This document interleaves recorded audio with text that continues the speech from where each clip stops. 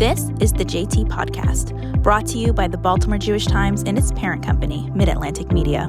This episode originated from the Baltimore Jewish Times' sister publication, The Washington Jewish Week.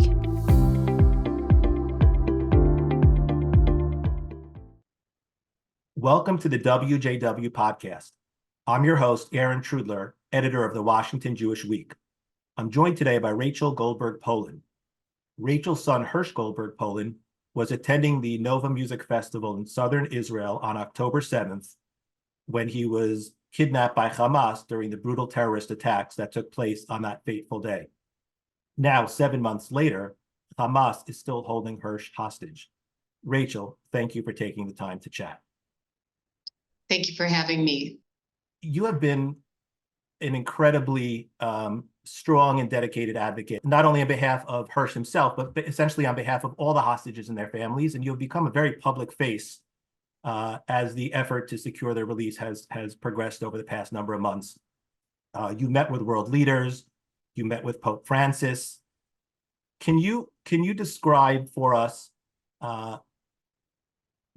your advocacy efforts, why you feel it's so important to be such a public and courageous voice, not only for Hersh, but for all the hostages and their families? You've spoken at the UN, you've spoken at rallies. Time magazine named you one of the 100 most influential leaders of 2024.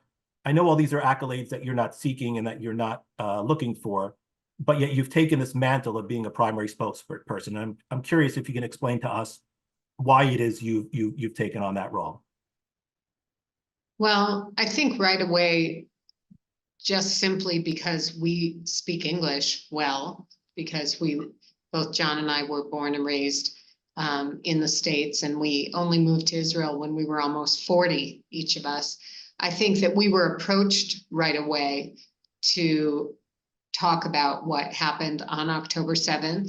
We also, once we found out that Hersh had been kidnapped and that we knew that his dominant left arm had been blown off during the abduction, during the attack prior to the abduction, we really felt that it was a question of life or death, of having to publicize who he is, what happened to him, in the hopes that he would get treatment. That was, our initial reason why after 48 hours, we ended up going public with Hersh's story.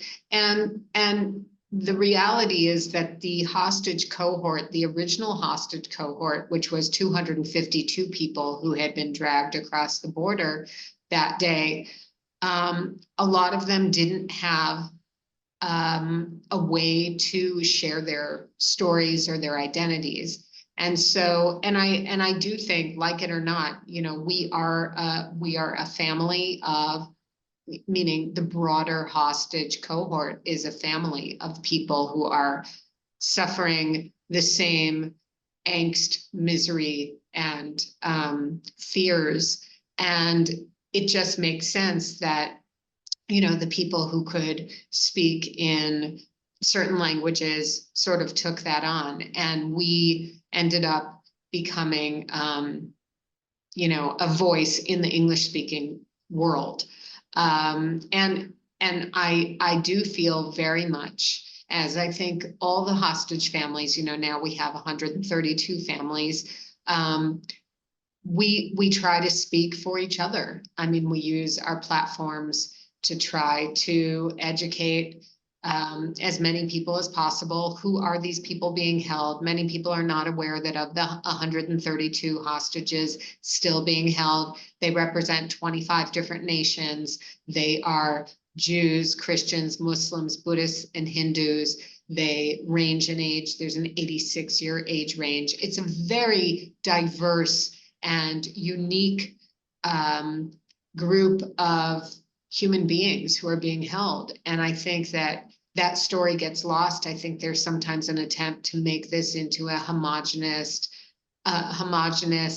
monolithic group of people, which I think does a disservice and an injustice to the people who are there. I think the last point you made is pretty poignant. I think a lot of people do think about the home or perceive to be a homogeneous group, but you're right. There's a tremendous amount of diversity, different voices, different countries, and you're definitely all amplifying that in a very poignant way. I guess my follow-up question would be, we can only imagine what you and your family are going through, what you and the other hostage families are grappling with on a daily basis, unfortunately. Why do you think you have that intestinal fortitude, that inner strength, being mindful of what you just said in terms of the importance of speaking out, but how do you think you have that strength and that inner strength and faith to go out there in such a public fashion when, honestly, I'm sure there are a lot of people who would prefer to deal with things in a more private manner? Well, I think there are a few answers. I think, first of all, I think it's a very primal, innate, reflexive response when a parent thinks that their child is in danger, or when a loved one thinks that their partner or father or brother or spouse are in danger. So there isn't so much choice necessarily involved initially, because it's natural that my only son is in danger. I'm going to try to save him. The second thing I'll say is a lot of it is a huge decision. I'm sure you've heard me say before, every morning I get up and, I say Moda Ani, which I think I've always loved, that traditional Jewish prayer that many people say upon waking. When I learned it, when I wasn't raised in a religious home, so I only learned that prayer when I was 12 or 13 in 8th grade. And I remember reading it in English and being fascinated by the idea at the end when it says, Rabba emunatecha, that like, great is your faith in me.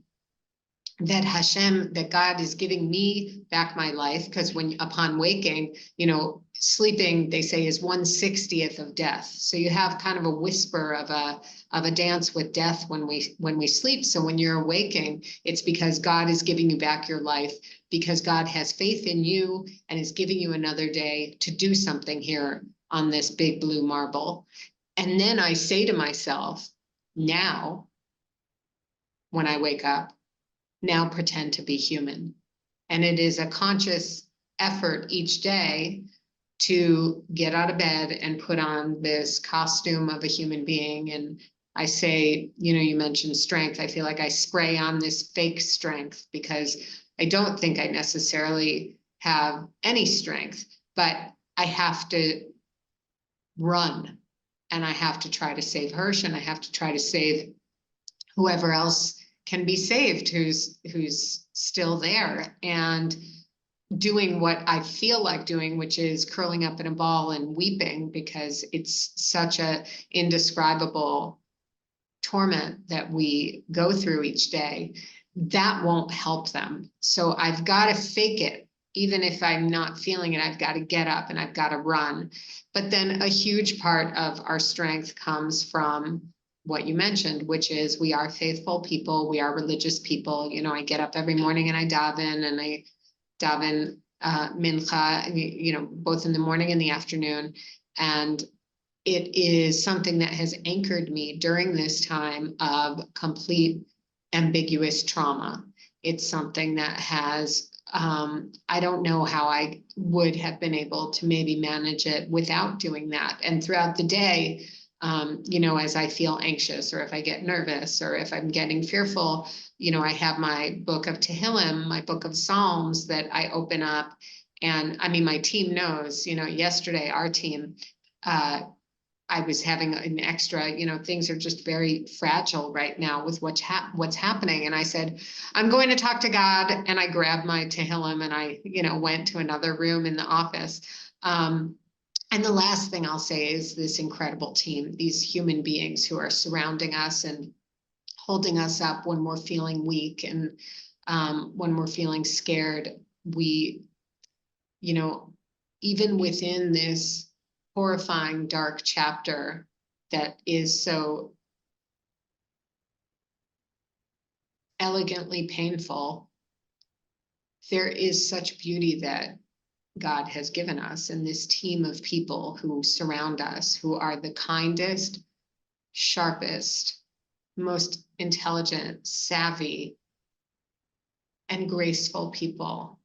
And they're so good to us, and they give us strength. So I think it's a mambo combo of all of those different components. And on different days, it's more of one than the other. And, and the last thing is that, the great Winston Churchill once said, when you're going through hell, keep walking.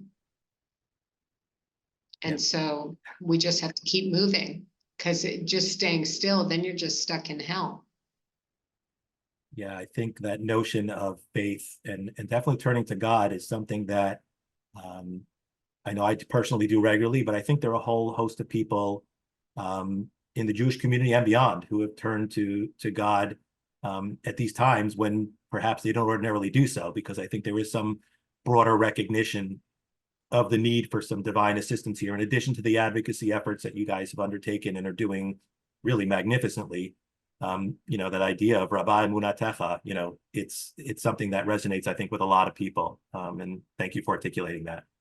Well, and what was helpful for me is that I've been davening daily for years. So I felt like I had this pre-existing relationship. So it wasn't, I think whatever people need and however people turn to the universe when they're in a time of crisis, whatever works for everyone, there's no judgment. But it was helpful for me that I felt like I have this relationship with this idea of God. So it helped me, because it wasn't, now I'm in crisis and who are you? And I'm going to start trying to build a relationship. Okay.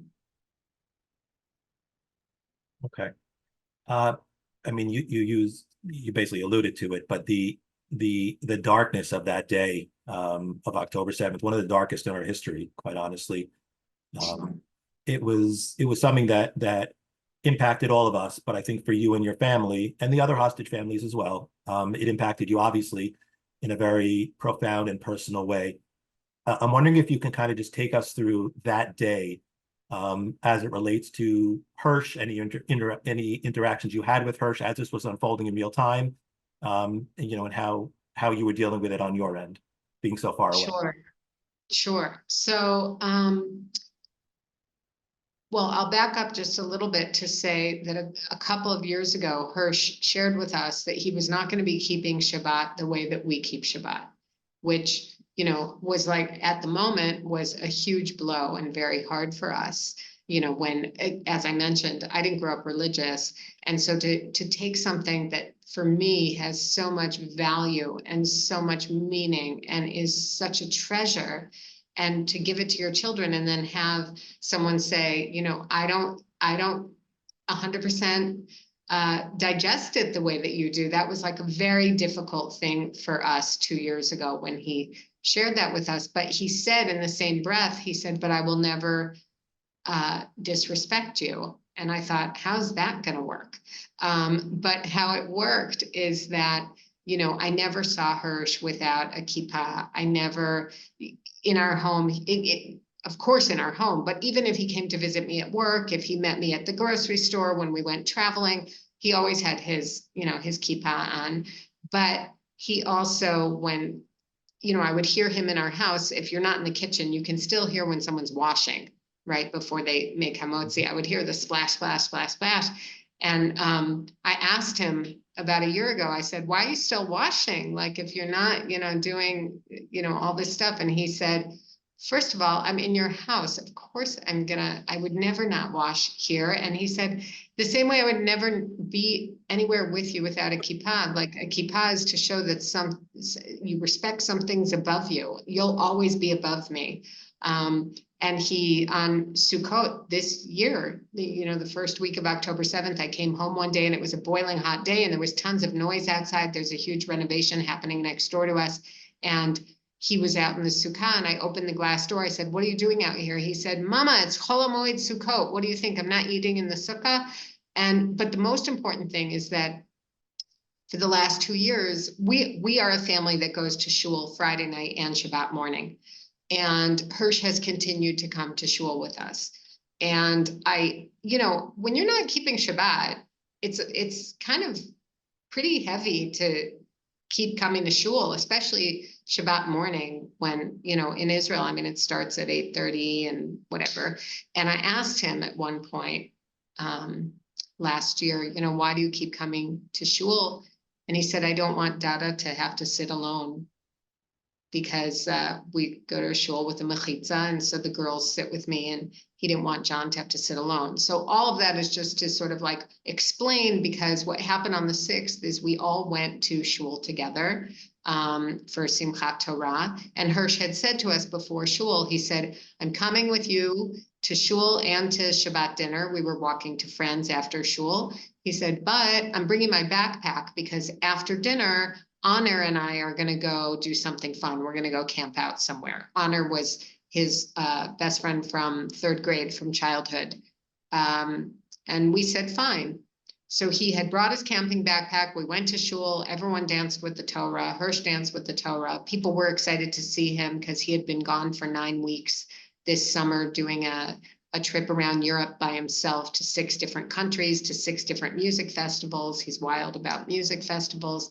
And we went to eat at our friends. And after around 11 o'clock, he kissed John, he kissed me, and he turned around in the doorway of, where we were eating at this family. And he looked at me very casually and he said, love you, see you tomorrow. And that was 216 nights ago. The next morning, October 7th, I was having a cup of tea in our kitchen. John had left for shul at 7:30 in the morning, because it was Simchat Torah, and John is the gabbai at our shul, which, as you know, hardest day of the year for the gabbai, Simchat Torah. Definitely. So he had left at 7:30. For me personally, that was a little bit too early. So I had said, I'll come later with the girls. Right around 8 o'clock, we heard the sirens going off here in Jerusalem, the bomb sirens. So I ran to wake up the girls. And we got into our bomb shelter. And the protocol is that you wait 10 minutes, and that if you don't hear anything suspicious, you can come out. We didn't hear anything. We came out. Normally, I don't use my phone on Shabbat, and we didn't, we also don't use computers, radios, TV, whatever. So we had no idea what was going on. But I knew that the boys had been sleeping out, that they were camping out somewhere, and I didn't know where. Hersh had just turned 23 on October 3rd. He had just come back from 9 weeks in Europe. I didn't say, tell me your coordinates, where you're going to be. I just said, fine, I'll see you tomorrow.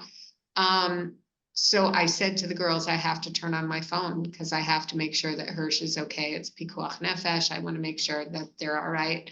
And I turned on my phone right at, I think it was 8:20. And in the WhatsApp group that John, Hersh, and I have together, 2 messages popped up that had come in simultaneously at 8:11.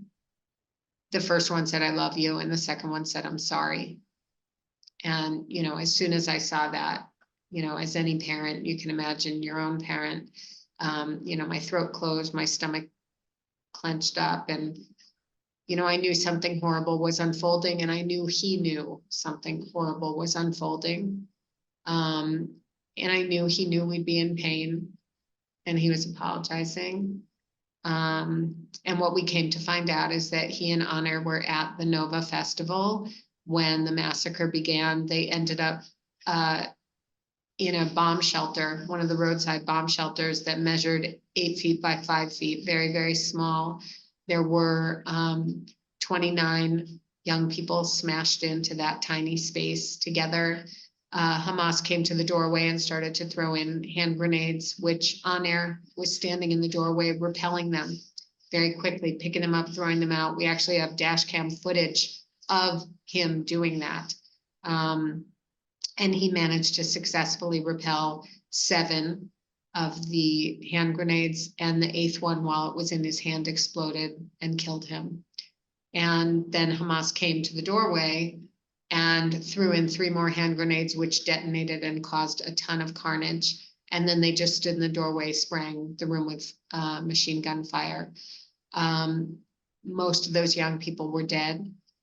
Some of them were lucky enough to be trapped under the dead bodies, covered in blood and other things. And so they looked dead. They could pretend to be dead. And it was from those witnesses that we found out what happened next, which is Hamas gunmen entered the bomb shelter. And there were 4 boys who were on the opposite wall who were all wounded, but clearly alive. And they couldn't hide, and they couldn't pretend to be dead. And Hamas ordered these 4 young men to stand up. When Hersh stood up, everyone who was hiding told us that they saw his left arm from the elbow down had been blown off. Hersh and I are both left-handed, so that was his dominant hand. And they were marched out onto a Hamas pickup truck, which headed toward Gaza. And Hersh's last known phone cell signal was at 10:25 in the morning, Shabbat morning, on October 7th. And the following week, we subsequently, while being interviewed by Anderson Cooper, his show on CNN, at the end of the interview, once we were not on air, he said, "I'm going to call you." And he called and he said, "I realized while I was interviewing you that I have footage of your son being abducted." And he had been at the site of the Nova Festival trying to do a documentary, and soldiers who were gathering evidence there shared with him a GoPro camera that had fallen off of one of the Hamas helmets. And they shared the footage with him, and he shared it with us. So then we were able to see Hersh's abduction of him walking from the bomb shelter at gunpoint and getting himself into the pickup truck. And when he turns to sit down, you see the stump of his left arm where his forearm used to be. And, since that time, we live on another planet. And it's very hard to describe.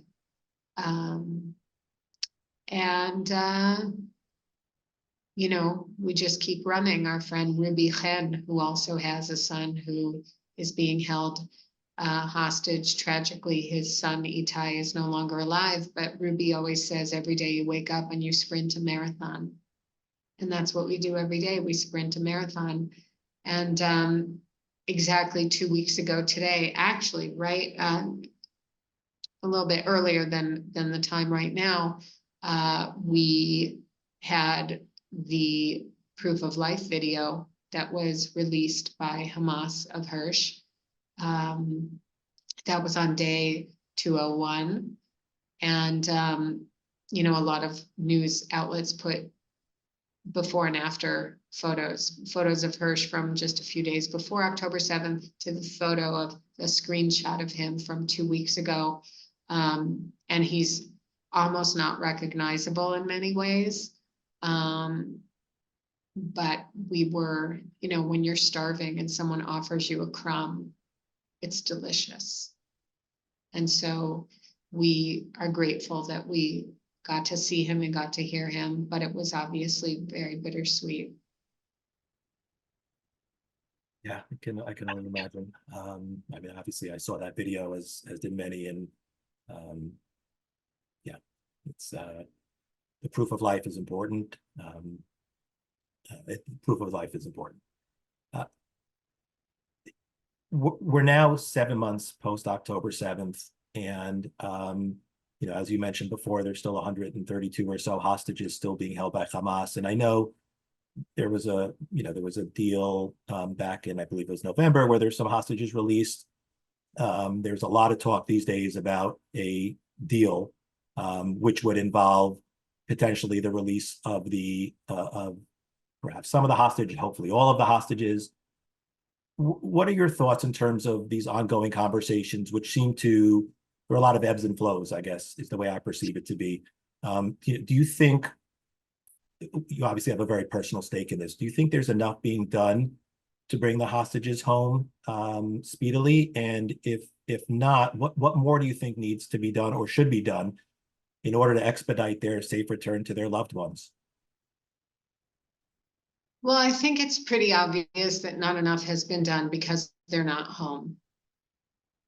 So, and that, I even include myself in that. I mean, I'm not pointing fingers. I think all of us as human beings have failed these 132 cherished souls from all over who are still trapped in this horrific situation. I'm not an expert in geopolitics and I'm not a military tactician, so, I can't speak with authority on those topics, but I think that, first of all, I think there are very few people involved who get to make the decisions. And I feel very much that the hostages and by extension, the hostage families are very much pawns in a game, very much extras in a production. There's a lot of theater, there's a lot of posturing. And I have now grown to understand that the way that the world works is there are lots of interests and lots of equities, and things are tangled and things are complicated. What's not tangled or complicated for us is that we have one interest, and his name is Hersh. And there are 131 other families with Hershes of their own. And so for the hostage families, it's not complicated. But this is clearly a situation where supposedly there is leverage. Everyone has leverage. Are we using our leverage to its maximum? What's complicated about using your leverage? And again, I'm not an expert in these fields, but I think that what I would love to see is humanity. When I met with the Pope and he saw Hersh's video that I shared with him of his abduction, he said to me something so simple. He said, what you've experienced is terrorism, which is the absence of humanity. And I think the tikkun for this is I would like to see everyone be a human. I would really love to see the people in the room make the conscious effort that is very difficult, first of all, to compromise. Compromise is always hard. It's giving up something you hold dear for something you hold even more precious. And I'd like to see the people in the room decide that they're going to care about the suffering of their people more than they hate the other. And that's really hard to give away. It's really hard to give away the hate. And I pray. I even pray for the people who don't wish me well. I pray for everybody who's involved to do the unique thing. I won't even call it the right thing, but the unique thing is just to let the suffering stop. I very much acknowledge, obviously the 132 families are suffering horribly, and there are hundreds of thousands of innocent people in Gaza who are suffering horribly. And I think that in this neck of the woods, we've actually, we've served our suffering quota for now. And I think we all should have some relief and some pressure released from this region. And I think the fastest, most correct way to do that is to send these people home. Right, Rachel, just one final question, if I may. If you had the ability to speak to Hersh today, to send him a message, to send him an email, a voice note on WhatsApp, what would you say to him?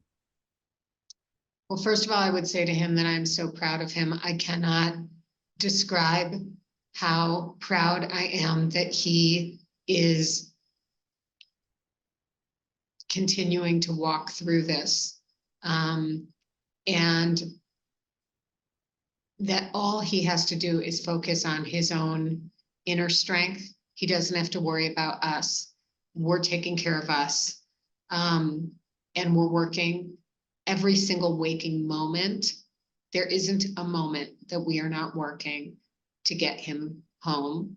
And as I say to him hundreds of times a day, I love you, stay strong, survive. And it's not advice, and it's not a suggestion, and it's not, just a saying. It's actually sivui. It's a command. I'm commanding you to stay strong and survive. And we will come and we will get you.